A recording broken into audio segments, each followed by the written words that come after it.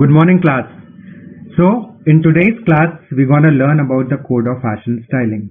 आप सभी लोग बोलते होंगे कि आज तू बहुत स्टाइलिश दिख रहा है, तूने बहुत स्टाइलाइज्ड कपड़े पहने हैं. So these are the terms which we use on a daily basis with our colleagues, with our friends, and everyone.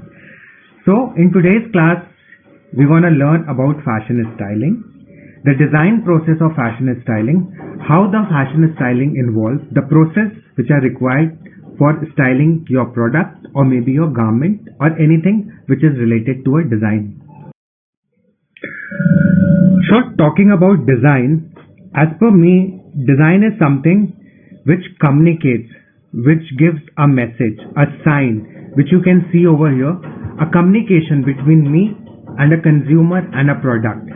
Designer gonna create a product, consumer gonna see that product, but there is a visual communication, there is a verbal communication through our design.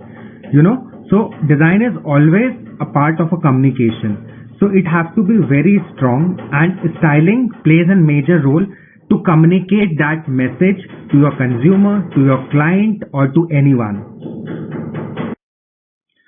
So today we're gonna talk about the design process which are involved in styling. आप सब लोग ही aware होंगे कि आप जब garments बनाते हैं, it starts from your initial sketch, then it goes to your fabric sourcing, then it goes to embroidery, or then it goes to pattern development, and then the final garment collection happens. So styling also need a certain process which we have to follow. So we're going to talk today about the design process of styling.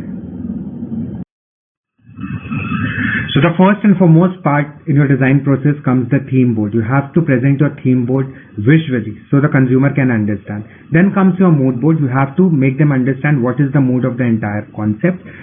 Then comes your accessorization, what type of garment you are taking, mixing and matching of the garments, accessories, jewelries, etc.